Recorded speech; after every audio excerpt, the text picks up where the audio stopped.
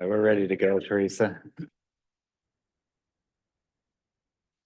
Good evening, everyone. Tonight is Tuesday, March 19th. This is the March edition of our City Planning Commission for Morgan City. Welcome to all of you. As a reminder, this meeting is being recorded and live streamed. So keep that in mind as we go through tonight's agenda.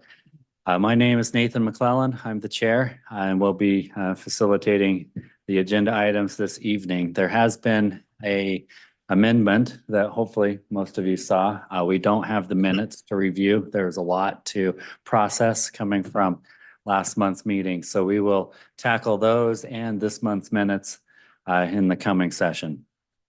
For tonight, we do have 3 agenda items, and there is no time limit, but we'll try to kind of work through these thoroughly but efficiently as we go through these and see how we hold up to that goal.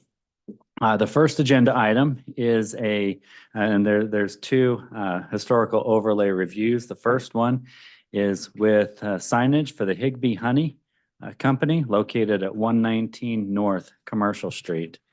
And we have some information that was shared in the packet. Do you have that, Teresa, that you can pull up?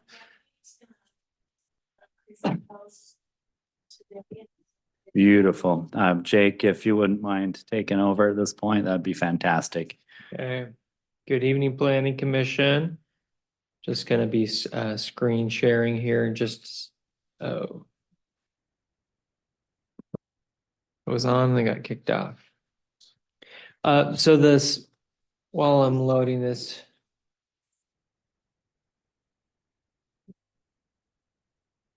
Teresa's waiting for me to be let in the room. Yeah, sorry, I don't know what happened. So this is a sign for a business on Commercial Street, and the reason you are reviewing it is because it is in the historic overlay zone. Otherwise, signs are staff review and permits, but because it's in the historical overlay zone, our ordinance requires that. And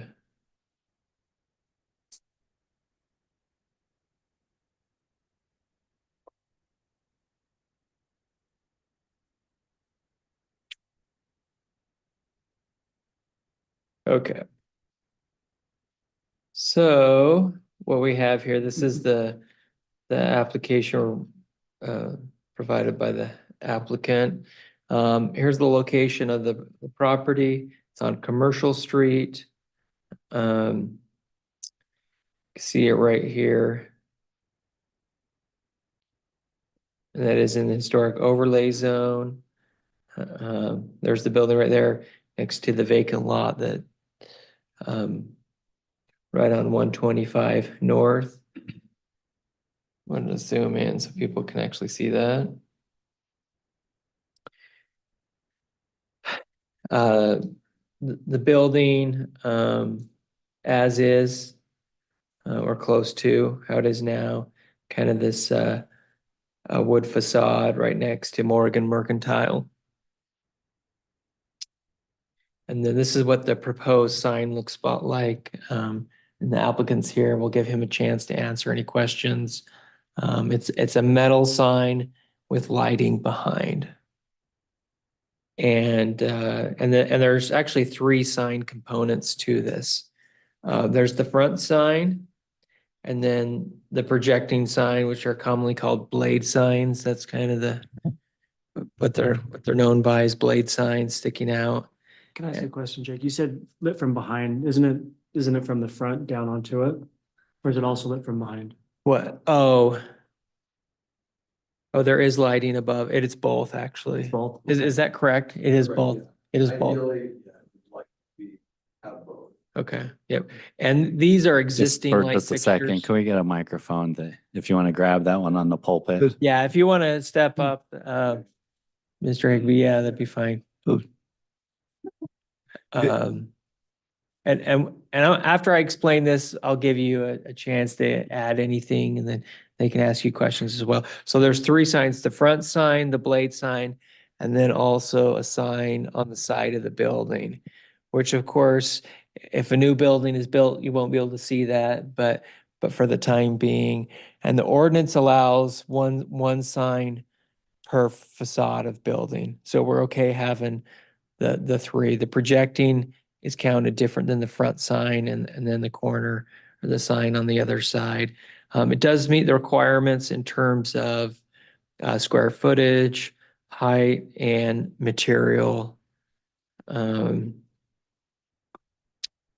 Jake. one. Would the proposed sign on the side meet the requirement of height? Would it be 10 feet up? Well, the 10 feet is above sidewalks. Okay, So because it's not above a sidewalk in a walking area. And that's why the other sign is not allowed, which we'll get to that on the next Mhm. application. So. Any questions? Like I said, it meets the square footage requirements, meets the height requirements, the materials requirements. It's, yeah, so any questions? Go ahead. Anything you would like to add? You sell there, I guess, honey? Yes, what kind of products are sold there? Yeah, so we are primarily honey products. We produce our own Morgan Valley wildflower honey here in the Morgan Valley. But also, like we had a bee yard up in Bear Lake this year. So we've got some Bear Lake wildflower, and then we have other varietal honeys that we sell as well. And then we also, having an artistic background, I like to support local artists. And so we do also source like pottery and handmade mugs and butter crocks and honey crocks and things like that, honey boards that we make ourselves. And so there's going to be a variety of products but are all honey related. Yeah. Cool, great. Questions from the planning commission for me or for the applicant? Go ahead, Ray. Okay. Color of the sign, I'm guessing, is what's portrayed in the pictures. Correct, sir. Okay. A yellow and a black. Yes. The one on the side that side of the building is not that color. The side of the building is Oh. is white. Correct. So are you proposing to paint the side of the building, the whole side of the building? No, Or just hang the sign on what's currently there? we would hang it on what is currently there. Yes. Okay, you'll hang in front of some other painting that's there. You're gonna wipe that all out and take that off? Yeah, we would paint over that and then put the sign up. Yeah. You haven't been there. It says Morgan High School class of 2020. Oh, okay. It says that now. You're gonna paint over top of that. Correct. That would be the plan. Yes. Okay. It's up to the property owner. I guess the building owner is okay with that then? He is, yes. And part of the reason is because he is planning to build a building on that vacant lot. And so that side of the building will be obscured at some point anyway. And he is planning to do that in the next year or so. So, and we understand that this will actually be kind of a temporary sign, but we think it's very important to be able to draw people from that other section of Commercial Street. Because we've talked to people and they said, I didn't even know that there were other businesses down there, beyond that other street.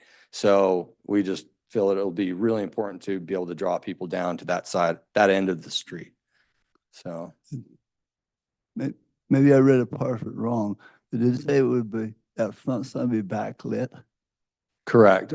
Ideally, it would be backlit. If you're able to go back to that image where it shows the one on the side would not be backlit. Right. It would just be the one on the front. So as you can see, with it being a solid sign, it just helps that sign stand off from the building a little bit better, makes it a little more visible. And so it wouldn't be a bright backlighting. It would just be enough to kind of set that sign off from the face of the building. So we top lit and backlit. Do we allow Correct. both, Jake? There's nothing that says you can't. Okay, In terms of lighting, no neon right. and, In a box, you can't have light inside a box, but you can have it backlit behind the sign. yeah, there's Okay. nothing. On that picture also, it says local honey and gifts. Is that part of the sign or what will that be? That would be, I mean, it is part of the overall sign. Yeah. But those would be, it would be, you know, separate from the logo. And so they would be individual letters mounted on the If building. that's it, part of the sign also, is that 10 feet above sidewalk, Jake? I don't have that information. That might not be, It's right at the top of the window. yeah, Yeah, that might be and- something we'll have to work with you on, make sure that the ordinance is 10 Yeah. feet on that. And in the application, I did state that it would be a bit higher, so it wouldn't be resting right on the top of the Oh, okay. window. Okay. And we would just have to, you know, work with it and make it work. Yeah, and maybe in the motion, we just recognize to follow the ordinance, including the height. Sure. Is this depiction to scale?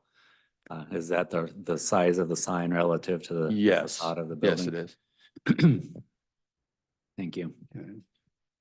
I just had Go ahead, Justin. Ray answered and asked the question, but on the lighting, there won't be any lighting on the blade sign or the side sign. Correct. Okay, so just that one? Just the front Okay. side, correct. That was all I And- had. Refresh my memory on the material the signs are made out of. So the logo, well, and the letters, they'll actually be cut out of metal. So the main logo sign the outline of that logo would be cut out of metal. And then we'll be placing a printed material, mounting that onto that metal for that logo.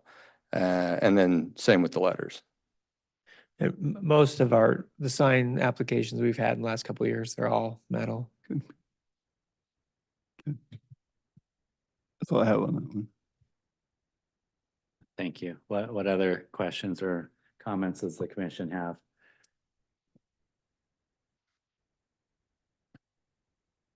All right, thank you. At this time, then, are we ready to make a motion with respect to the applicant's signage request? Mr. Chair, I'll make a motion. Okay, please do. See if we can do this right here. I motion that we approve this sign permit with the stipulation that the letters that are separate from the sign still are in line with the ordinance that stipulates the 10-footer distance above the sidewalk rule. Thank you. Do we have a second on the motion? I'll second that. Thanks, Aaron. And let's go ahead and vote. For those online, Jay, Mark, I can see you. So let's go ahead and vote all in favor.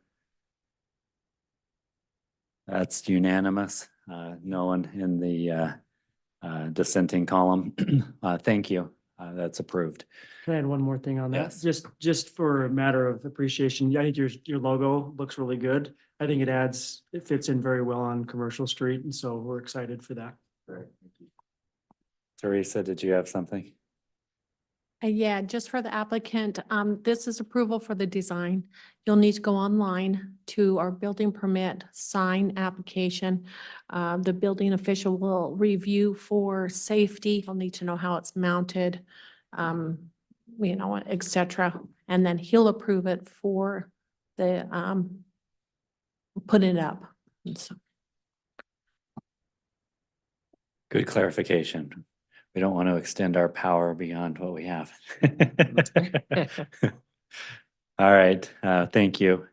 Let's move on to the second agenda item, which again is a sign review in the Historic Overlay District.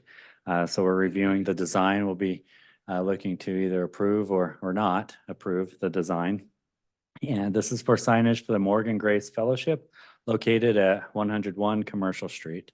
Again, I'm going to turn it over to you, Jake, to take us through the packet. Okay.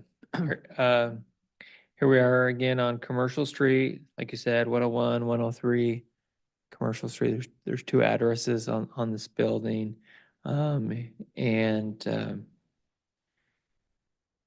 They also applied for both a front sign and also a blade sign.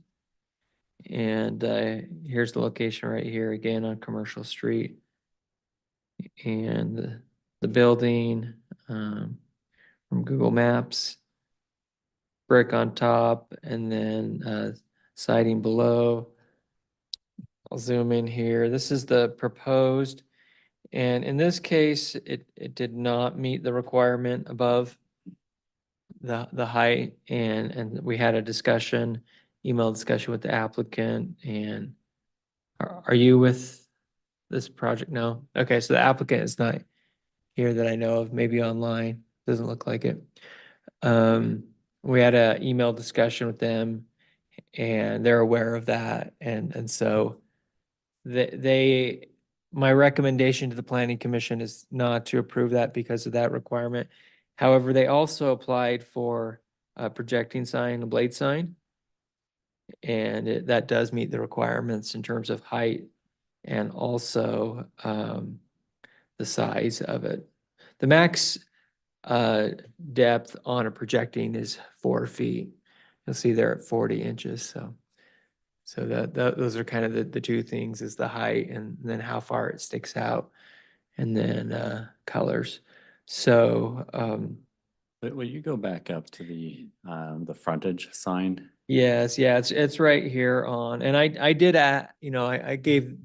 we had some emailing and recommended, said, if you come back and put this up higher on the building. But we're then- looking, that's where it'd be looked to be placed. I'm struggling with the depiction with the car in a way, but it's going to be in that window, or that was the applicant's idea, was to put it Yes. in that window. It's not a window, but siding right there. Oh, that's siding. Okay, yeah. Here, Yeah, it's a little obscured, but Yeah, there right we go. here. Thank you. this Okay. spot. All right, that's helpful. And so we did, say if you can talk to the owner of the building and resubmit, then we could consider that. And at that point, he wasn't ready for, at least for this meeting, to get that done. But he did ask that we continue the application, at least with the blade sign. And of course, it would be, my recommendation, staff report to the planning commission, is to deny the front sign, but approve the projecting sign because it does meet the requirements. Black and white, here, let's get to that. There it is sticking out. And the blade signs are something really nice. You see them in a lot of, Park City Main Street and 25th Street, and a lot of nice walkable downtown. So I think seeing all of these come in is really a fun thing. It really appeals to the pedestrian. The front sign is for the cars and the freeway and driving by, but the blade sign is when you're walking and you're on the street. Justin, you have a comment, question? Well, one, Teresa, look at someone is trying to get in on the meeting.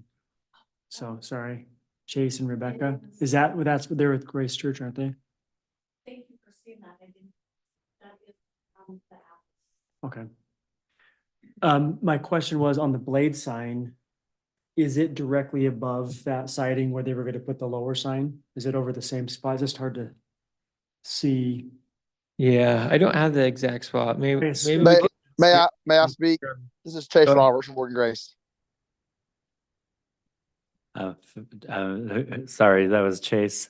Feel free to go ahead and repeat what you just said. Yeah, the landlord had asked that we would place it on, if you go to the flat sign image, if you have that, on the white piece of trim right there. Okay, between the brick, it's a veneer, and the blue wood siding, they want it to be put right on that white panel piece of trim between the brick veneer and the blue wood siding. Is that 10 feet? I think Uh, that's what- gonna be pushing it. It's actually 11. Is it I 11? want to fix that. Would that be about, it needs to be 11 feet above. Yes, the- sir. the sidewalk. Yes, sir. Sorry, say that again. I was saying, yes, sir. Okay. Is the ordinance that's 10 feet from the bottom of the sign to the sidewalk, or is it where the post goes into the building? So if it hangs, if it comes out from the post and hangs down 3 feet, then you've got to go up higher if it's the bottom. I might. Okay. I'm assuming it's the bottom. Okay, so because you don't wanna hit. the front sign is 10 feet and the projecting is 11. So I think it would be 11, yeah. 11 from the bottom of the sign, so where it comes out and down. So if that's, what was that? You said it was 40 inches, 40, Yeah, it is. 45 inches down. So if you're in at 11 feet, you've got to, that wouldn't meet the requirement still, right? Right, it'll be, have to be up. So the bottom is. So, is so they 11. couldn't mount it on that piece of wide side, that portion there, they'd have to go up into the brick. Am I Yeah. understand that right? That's how I understand it. Now, the interpretation doesn't specifically say, it just says 11 feet above sidewalk. It doesn't specifically say the mount or not. I don't know. I think the spirit of the ordinance is that the bottom of the sign would be 11 feet above the sidewalk, but I don't know if there's room for interpretation there or not. I mean, the biggest thing on safety is that, which would 8 feet is probably certainly the safety mark. I don't know if there's history on the Somebody's on a city bike and it's on riding this kind of down. details. Yes.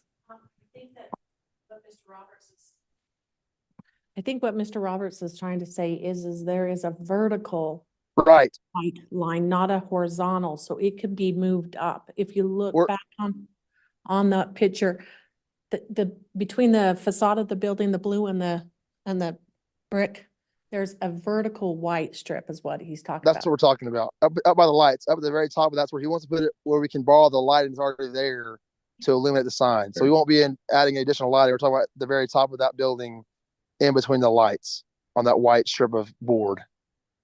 Okay. Gary, did you have a comment? You're on mute, You're on Gary. mute.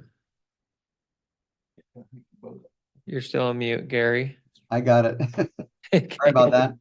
I was just looking at the area that you're talking about. And I think I got it. If you scroll down, Jake, to the next, to the projecting sign, I'll enlarge there. that, And- enlarge that picture. it actually is depicted higher. Oh, there it is. Yeah. Oh, Okay. it is right up there. Yep. So as depicted, that should be compliant with the height regulation. Definitely. The visibility is a little bit tough because of this overhang on that side.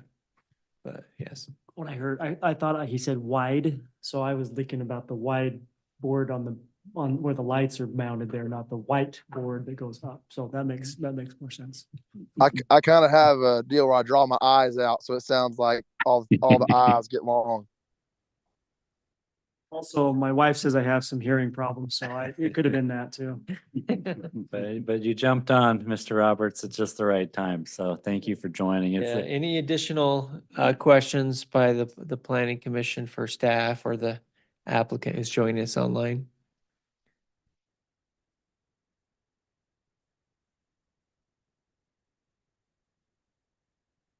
I'm not seeing other questions. Did you have anything else you wanted to add on this No. one? Mr. Mayor? Hey Chase, this is Mayor Gale. I just wanted to say hi. Thank you, sir. Thank you. And thanks for joining. Let's go ahead and take action based on what we know, unless there's any other questions that we feel we need some clarification. We've got city staff, we've got the applicant. Feels like we've got a pretty good overview. At this moment, let's take action based on what we know with respect to the applicant's request.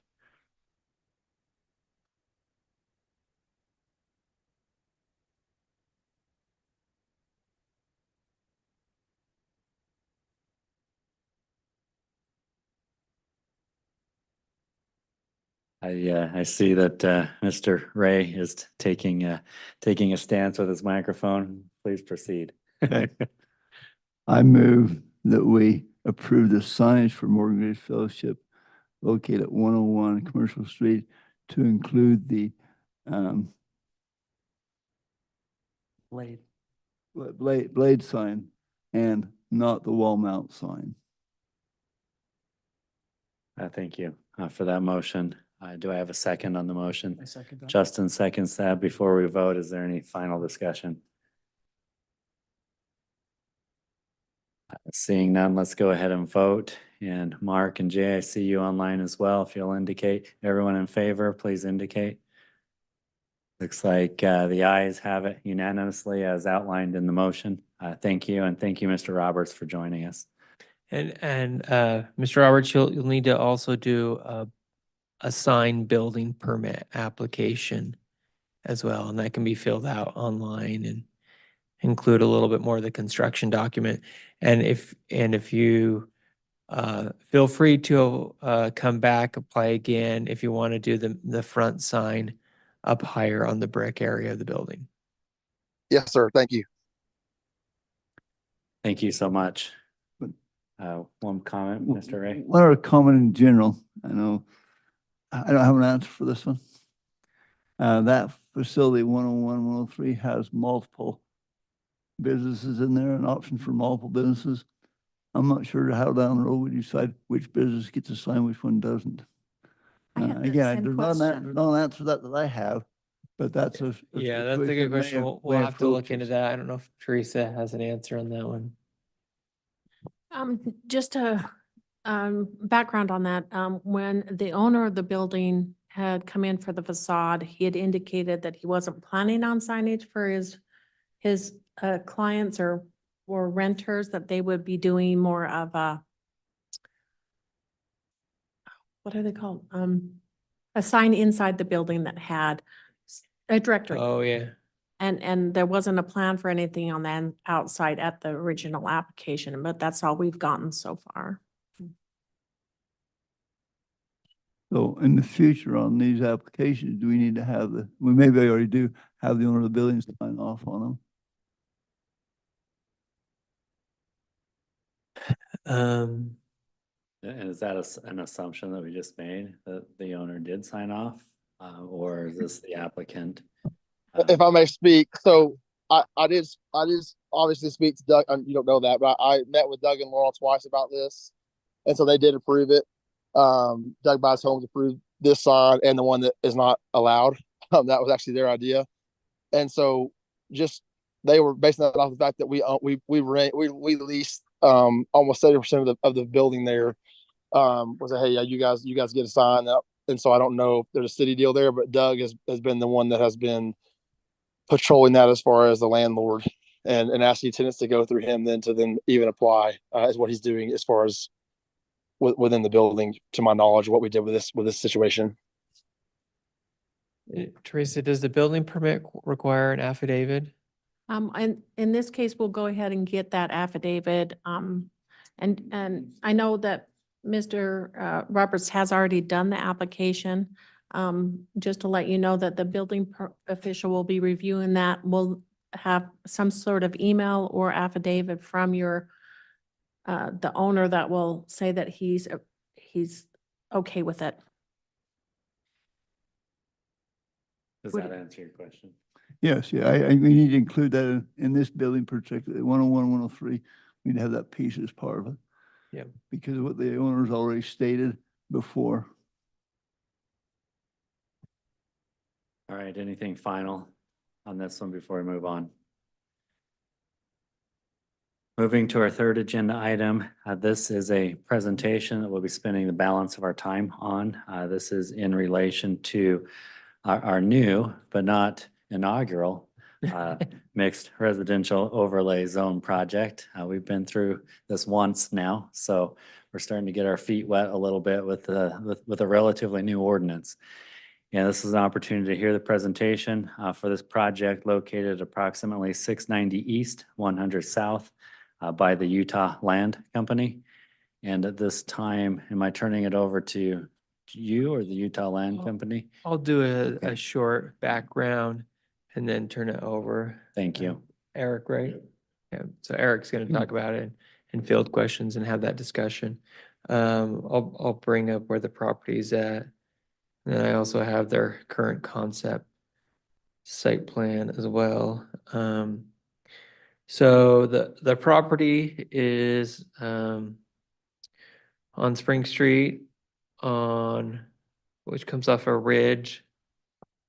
Yeah, I guess that is ridge line, east of Red Rock. And part of it is zone R112 and part of it is zone RR. And the RR would need a rezone, just like the last one. And it's on the east side and it's approximately this area right here. This is the parcel right here. Jay, is part of that outside the city limits? No, So that black line coming straight down to that city limits? I believe so. Yeah, and this is our standard zoning map, so it would be.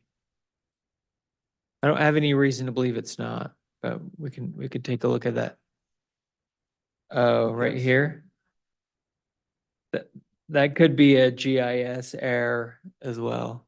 No, okay. I mean, further towards just. Go further, keep going. Move the map down, not up.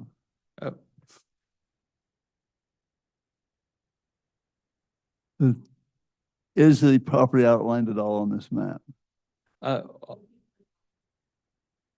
there, that's the property. Okay, so it does, okay, that made it, okay. Yeah, it's Right. in the city. And here is, so I rotated it. And then it froze because I wanted you to see it in that the concept plan. So let me close this and we'll open that back up again. So the applicant Eric is looking at Utah Land Company, is looking at possibly applying for the MRO. Purpose of today is just to come in and have a conversation with the Planning Commission, talk about the project and see what comments or suggestions you may have. As I mentioned, the RR part would need a rezone as well, but that can happen in conjunction with the MRO rezone as well. And so in terms of their concept, they do have one bigger park area and then a smaller one over here, and then single family residential and then townhomes. And I'll go ahead and turn it over to you, Eric, and you can introduce yourself if you don't mind, and then talk a little bit about the project, what you want to do, and answer questions from the Planning Commission. Yeah.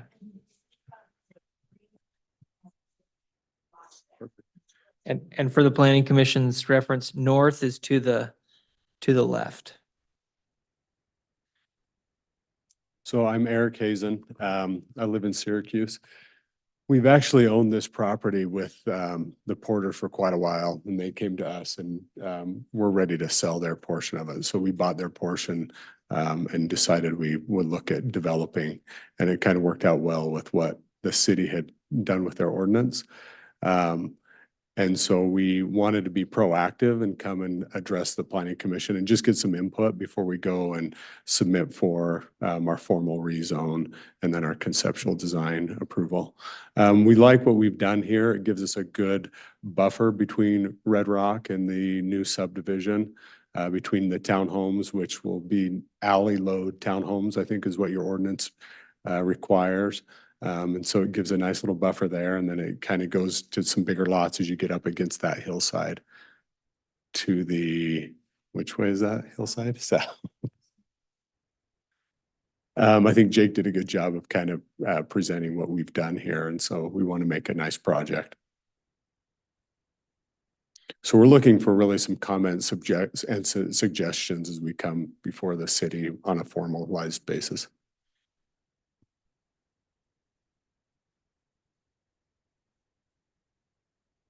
I'll ask a Yeah, couple go of ahead and questions. kick things off, And this Justin. is actually for, not for you yet, but if that's the line, the city line, that limit right there.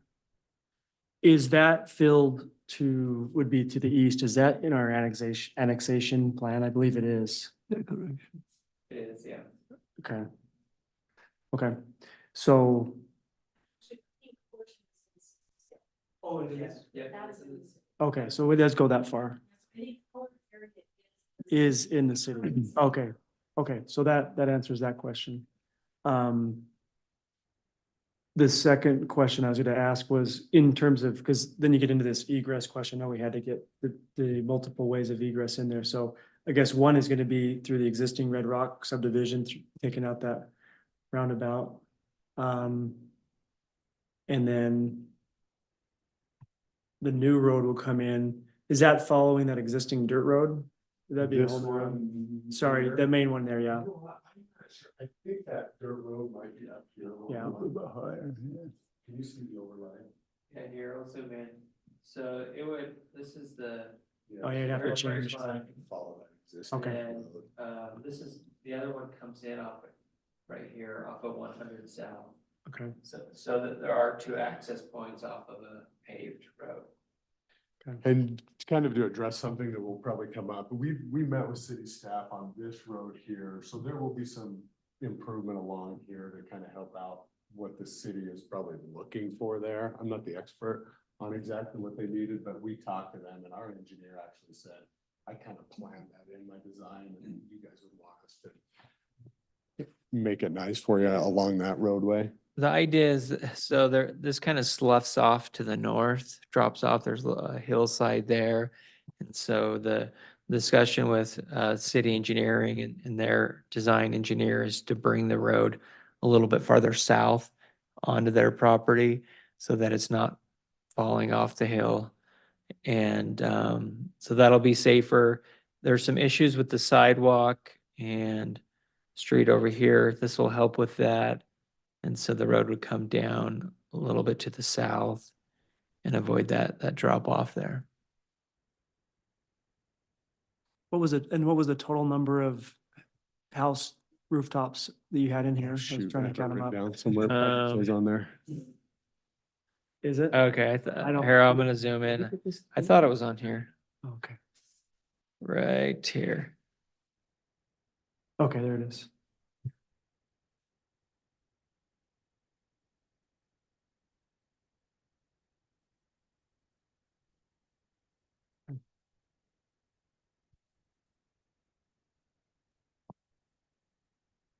Mr. Chair, Absolutely. I just have a question. Jake, had you talked to, the applicant about the tiny homes, I don't know what we call them, and the garages? I have, yeah. Some of the concepts that have been submitted for architecture doesn't meet our architecture requirements for garages and things like that. And the applicant's is aware of it. So I'm not gonna bring those up and show it. And they're okay with that. We're just showing overall design.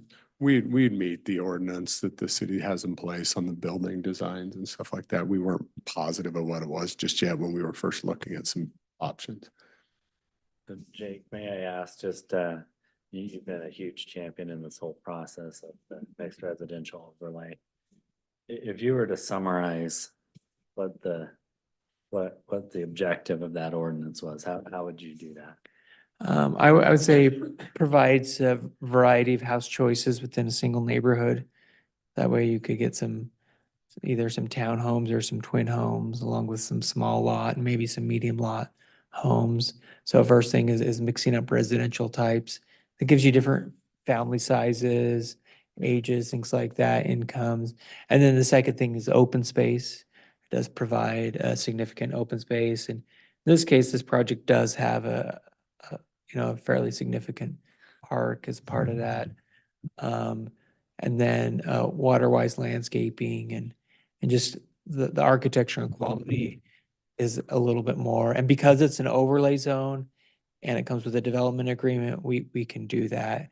If it were standard zoning, then you couldn't do that. Would this be a private park then? Or a city- Um, City park?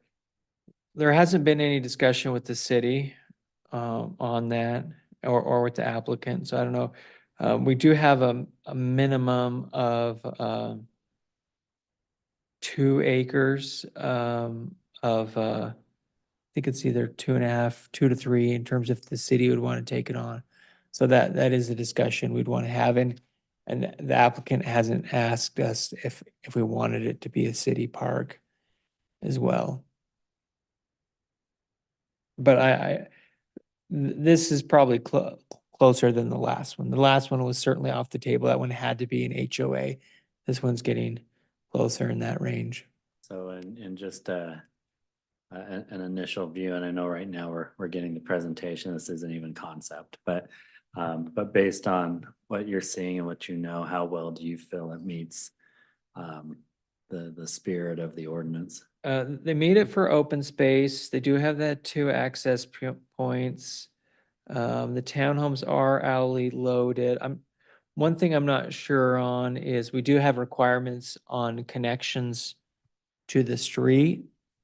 And so I'm not quite sure how, with the ordinance, these units that are facing the park, how that works in relationship to the ordinance. So I'd have to look a little closer to that.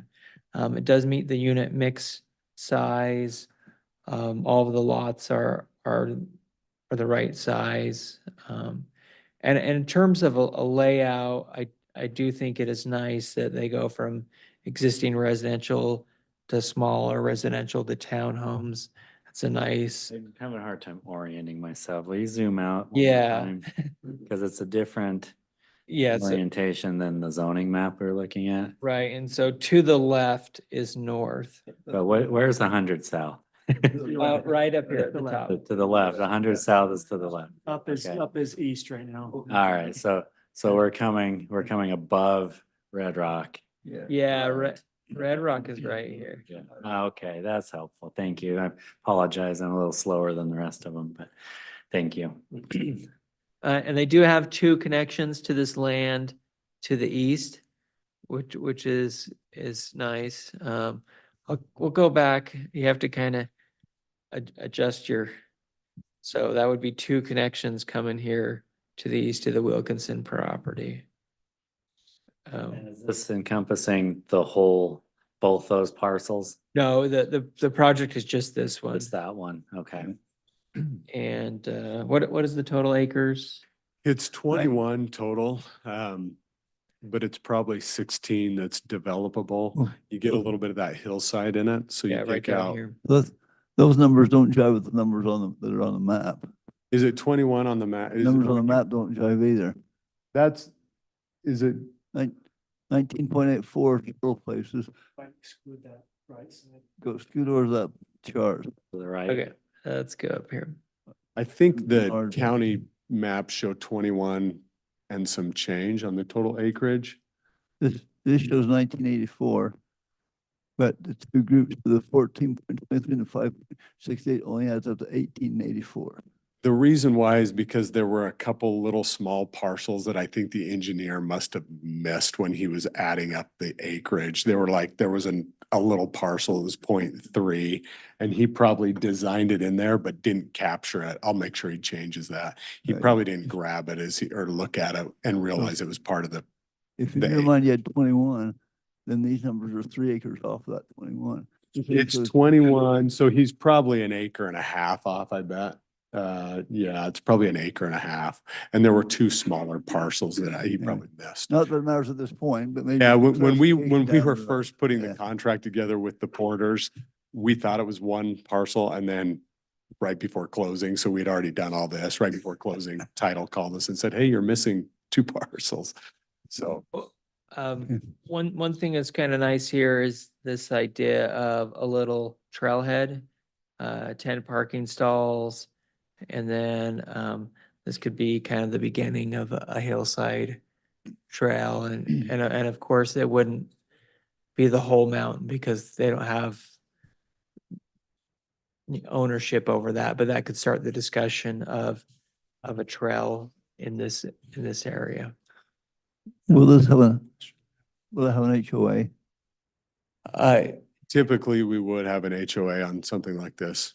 Yeah, anytime you have common area that's not owned by the city, you need an organization to manage that. And then it's very difficult to actually do a townhome project without an HOA. You know, who maintains the little grass in between, and so typically you do have an HOA, and so the park could be HOA or maybe city. We just have to have the discussion. and look Your at the ordinance and might require that in one of our submissions it too, does. if I remember right. Yeah, It might yeah. even be on the. Originally it was earlier on, and now we've moved it to Have you? Okay. later on. Yeah, so HOA, CCNRs, and then development agreement in conjunction with that that checklist in your ordinance is at the pretty subdivision level. detailed. Okay. Go ahead, Justin. So I just, on that trailhead, that was one of my questions. So tell me your thoughts on what you envision, because I do know there is a trail that goes up there. There is a little, So I know some fierce deer hunters that go up that spot. well, there were a ton of deer. I just was up there and there were probably 20. Yeah. of them right down in there, but I'm not positive what that looks like in the future. I think we've kind of left that open. It's not a huge space. So I think that's kind of like, hey, city, we won't be able to really use that in terms of putting buildings there. And I don't even think we're using it in our open space calculation. So And the ordinance, there's only a small percentage of the usable open space that can be sloped the greater hillside, than. yeah. So, yeah, it's, you're matching the ordinance there in terms of that. Question on roads, Jake. Move that map back forward. We have one road coming out of Red Rock, which is good. There are two roads coming out of here into the next property. Question. Wondering why if there's two needed there, if we make better sense to put one coming out onto the road that now exists. And through that green, come right there, right there by unit 1 coming out the main road there, rather than having two go into vacant land. Just have one go into vacant land, another exit on that main road. That certainly is an It's option just a to thought. not- consider. Yeah, No, you have to. yeah. What is your thought? Say that again. Right there between unit 8 and the green, right there between unit 8 and the green. Pull a road out there and not necessarily have two coming out of your division in the vacant land to the top. I don't know if you need two going out in the vacant land. Just a thought to consider and think about. Yeah, we could think about that. There was a reason that we had that other road going into the land to the east. Right now, there's only one coming from Red Rock into that Yeah. new subdivision. Wondering if one coming out the top is enough if you have that other access coming out the main road. We could look at that. I think it's because our detention's right there too. When we talked to city staff, they asked us to put the detention up on that east side because of the way that Yeah. the flow was. and That's the everything. low spot of the property. Yeah. That could still be enlarged or moved, the 650 feet per road. And if, again, not suggesting you should or has Yeah. something to look at and consider. One thing that's nice about this plan is it gives a single large, open space area looking like a park. Mhm.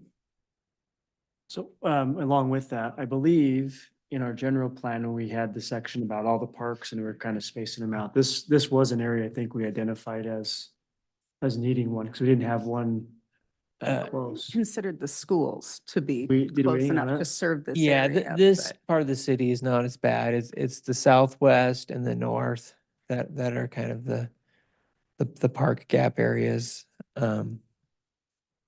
for the most part. But speaking to the general plan, I did actually have two concerns. I mean, we've talked repeatedly about how we'd like to keep our density in the city and then become more rural as we spread out.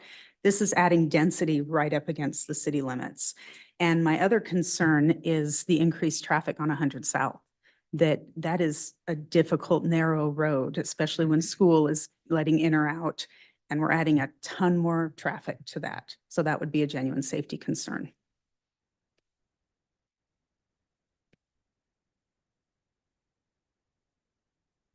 They're both very valid concerns. Well, if I can just answer that question. When you talk about the traffic flow and stuff, I think they're on the right track. I'm also with the city, so we'll probably get to be good friends by the time we're done with this. You know, there's a few little changes I'd like to see to help with traffic flow through, but anyway, seeing development likely in this area the next time we have a quarterly transportation meeting with the school district, I am actually going to recommend to them that they begin looking at ways to move their parent drop-offs out of city streets and onto their own property. You add, you know, potentially this many units, and then again on the next property, and we need to get our parent drop-offs out of the street. It's dangerous as is, so that's on the city's radar as well. So, On this is 100 South, right? It's Yeah. on the left side of that. That road is a normal road up until our property, right? It's a normal width with curb and gutter on each side. So I think by the time we're done, because in talking with city staff, that's on their radar to improve that side. It's of the actually street. gone to bid. We could potentially, we've awarded the bid. We could potentially be starting work there in the next few weeks on That's soon. straightening that road up and bringing that over and Yeah, doing those because, I mean, improvements. So you would have curb and gutter up through the majority of our property. So I know it's narrow right there right now, It's not there that's the It's concern. It's down actually down by the closer to elementary the school. school. Okay, all right. Yeah.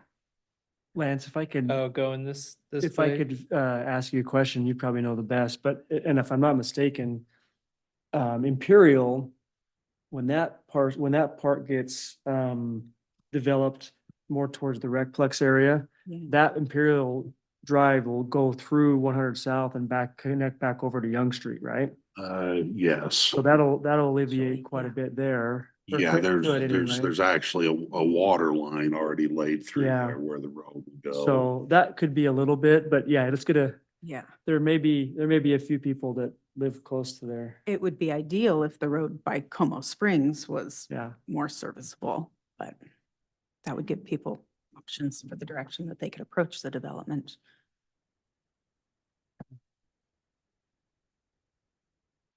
Let's get a little bit of a normal construction schedule and get delayed a couple of months so we can know exactly what we're doing, so we can do the road together. But I guess just talking, put my planning commission member hat back on. When I look at this is what I was picturing and hoping for in a development when we started down this overlay rabbit hole, if you can say that. You know, I've been to areas that have this, and I just think I really feel like it feels more open than just doing all single family homes in there, but there's significantly more density. This is really what I was picturing and hoping when we started down this path with this overlay zone. So I'm excited to get to work through this and kind of get it refined and dialed in. Thanks, Lance. I was gonna ask that question next, that I asked Jake, with the commission, hearing that vision, and us have gone through that process really recently. Same question you just answered, how well, you know, so we can give any insider feedback to the applicant, how well do you feel that this seems to meet the way you understand the ordinance? The vision of the ordinance. Go ahead. Just one last question, if you can speculate a little bit, like what is your timing on this? So originally we were trying to push quickly to get it done because we just had to come up with money to get Porter's their money out of the deal. But we were hoping to move quickly, but we're not as rushed at this point. We would like to get it done. I mean, it would really be nice to work with the city on the road, but that may or may not happen. We'll kind of see. We weren't pushing as quickly in the last couple of months as we were probably 6 months ago. We met with staff. We tried to get some questions answered before we just said, hey, here's our dozen. This is like our third or fourth design, Jake. I think. It is, yeah, sent we've a seen it couple. multiple times. And- Engineering has seen it and provided feedback, and so this I mean, we're is talking a 20, refined. 24, 25, 26, I bet it's 25. 25. Okay. Yeah. I won't hold you to it. I'm just. Yeah, don't hold me to it. Other things. But we had other designs where we had front loaded townhomes and we didn't realize that that was in the ordinance. So we adjusted that. We had one design where the open space was in two different spots. Didn't think that was ideal. And so we changed it and we think this is probably the best of the three or I four. like it consolidated. It Yeah. feels like more of a park. It's almost. It 2 does. acres, so, or Yeah. over 2 acres. So that question still stands we got, Mark, I see you online. Go ahead. Yeah, I have a question. 100 South continues up and around above Como and then connects into the road that goes up to the golf course. Are there any plans at all to do anything with that road, which would provide another convenient way to get into that without coming through town the other way? Anybody on the road department know what's going to happen to that Let road that Lance goes answer above that. Como? At the end of this, basically the end of this development, a little bit farther, Morgan City ends. It's a county-owned road beyond there. I don't suspect they have any intentions of widening or improving or any of that. I mean, other than just doing the maintenance. I mean, with a larger development there, we may be able to, I guess I don't want to say put a little pressure, but we may be able to try and work with them to maybe get some more maintenance done, maybe an overlay or some more work done to try and improve what's there. But, you know, that's, you know, out of our area. Yeah, that goes into But- the county. Yeah, you know, there's an area right there, of course, right above Como where it's just a single lane right now. So it's I know, you know, people drive that all the time, but it's I didn't know what the county had any plans, but thank you. So Como Springs and the fairgrounds are now in the annexation area. So and they were not before. So that does add that as an option if Como Springs or the county at some point would like to bring those areas into the city. Well, to add to that, I think it would be great to go in and widen that road and make it a 2-lane road through there. It'd be it could definitely be done. It'd just be an expensive project, and where do you come up with the money to pay for that? But it could be a very valuable thing to have done in the future. But as of now, I have never heard any discussion on that. Well, the extension of Imperial Drive will help a lot of that too. Where Imperial Drive connecting onto Young Street, that's going to help a lot as well. Yes.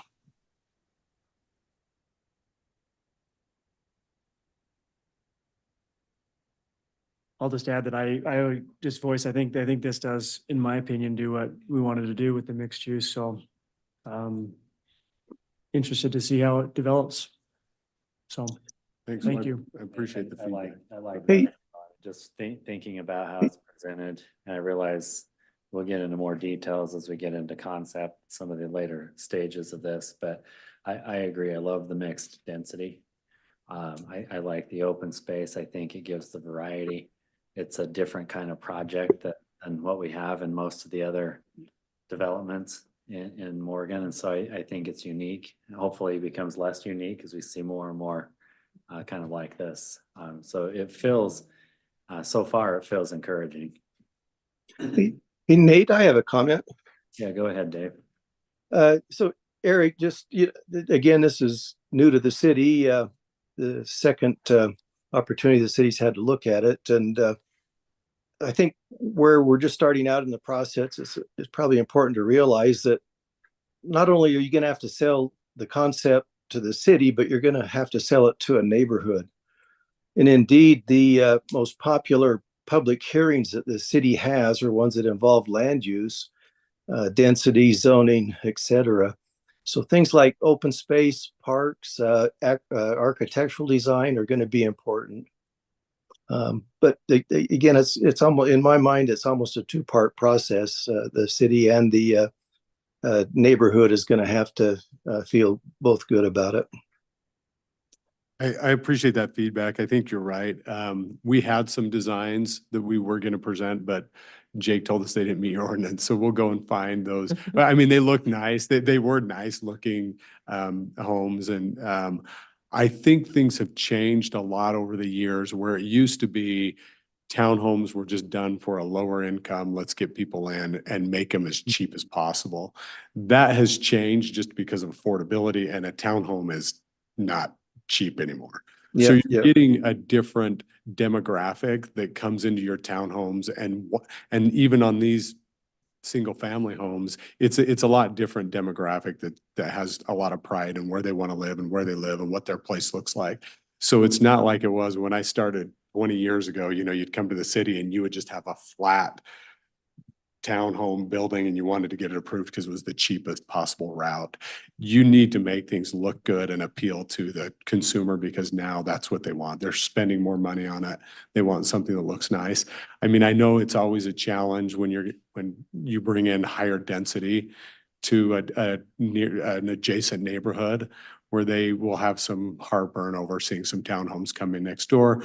We tried to create a little bit of buffer where at least they'll have yards in their backyard. They won't just have a townhome looking down on them. So it will be a single family behind the Red Rock subdivision. So I know those will be a little bit of some challenging conversations that will probably come up. Yeah, good comments. It's clear you understand the process. So thank you. These lots on the east side are bigger. You know, they get up to 10,000, 17,000 square feet. There is some of that.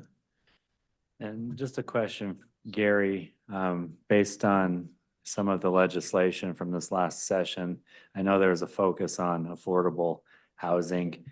And, you know, we just heard a comment that housing continues to get less affordable, which is why the legislature is probably taking action. How does any of that affect a project like this? Well, our general plan and the general plans of the state of Utah all have to contain provisions specifically addressing how we're going to address more affordable housing for our children, essentially, the individuals that want to continue to live in Morgan generation after generation. And so I think, Jake was outlining the things that you had outlined as being objectives in both your general plan and also in the MRU zone. And one of them is that there be, a partnership between the development community and the cities in developing units that are, somewhat affordable, that are not way out of range. What the developers just said is true about most townhouses, is today many of them are out of the range of a young couple that are looking for a home.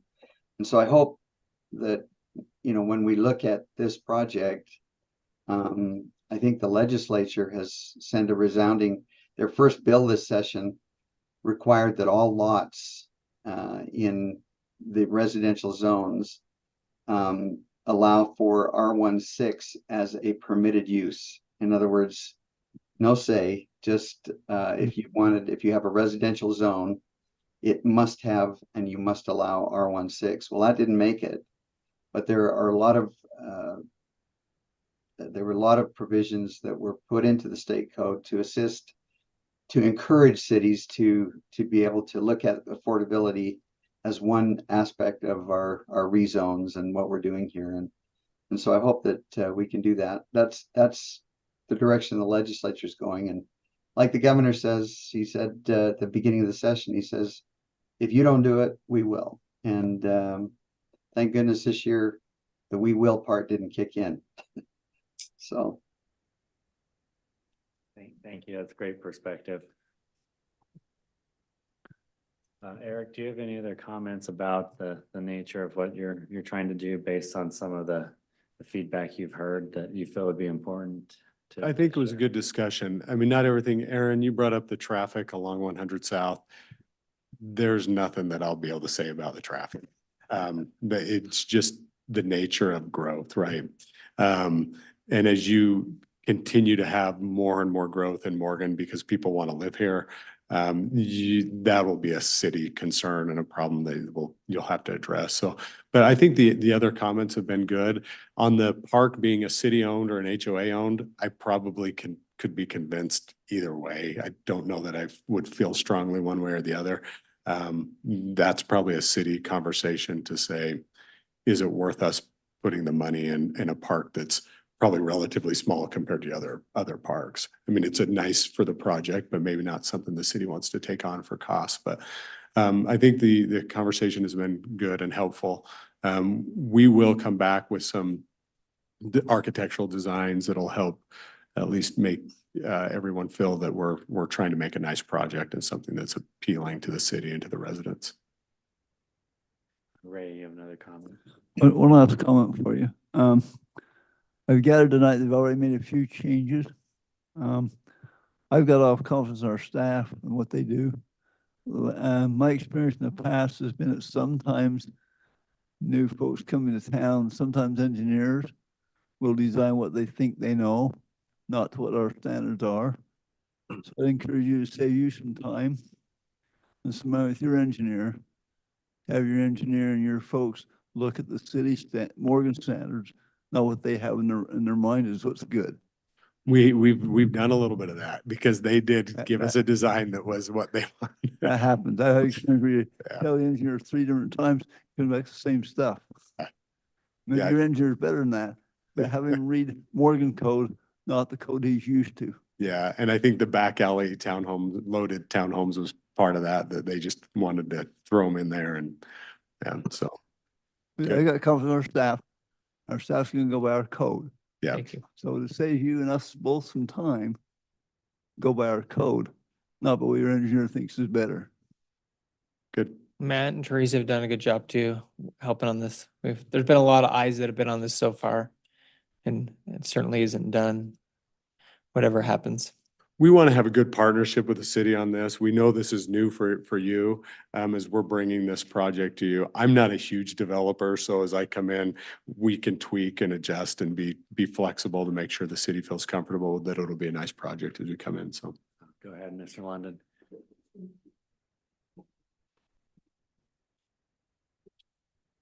We started talking about MROs, these overlays. I think the one selling point for me is that, and I asked this question many times, can we see a rendering of what this is going to look like prior to it being built? And you mentioned it a moment ago, you said 20 years ago, you went in and you put in townhomes, very cookie cutter. So the one thing that appealed to me about the MRO is the ability to see a rendering of what these townhomes are going to look like, so that we don't end up with a big row of kind of cookie cutter looking townhomes. So to me, that's important. And again, that's probably one of the reasons that I thought this would be maybe a good avenue to pursue. So, yeah. I think that's good. I think that's good feedback. A lot of times when you're doing townhomes, you can put some elevation changes in them as you go. They do tend to be a similar floor plan, but we can look at that. And we'll bring in plans and show you what they look like. And to build off that, go ahead and finish. No, I mean, I would appreciate the opportunity to look at, renderings and see what you have in mind and what it's going to look like. It was a big selling point for me anyway. That's great. And just building off that brings back to my mind where when we're looking at the MRO ordinance, some of the depictions, they would have maybe a 4-plex townhome complex, but it almost looked like a single family home. Yeah. Because of the elevation change, there were multiple entries, but it almost looked like a single family home, the way that it was put together, and it was really compelling. So something like that, and he's probably, Jake, as I'm referring to, can probably share some of those with you.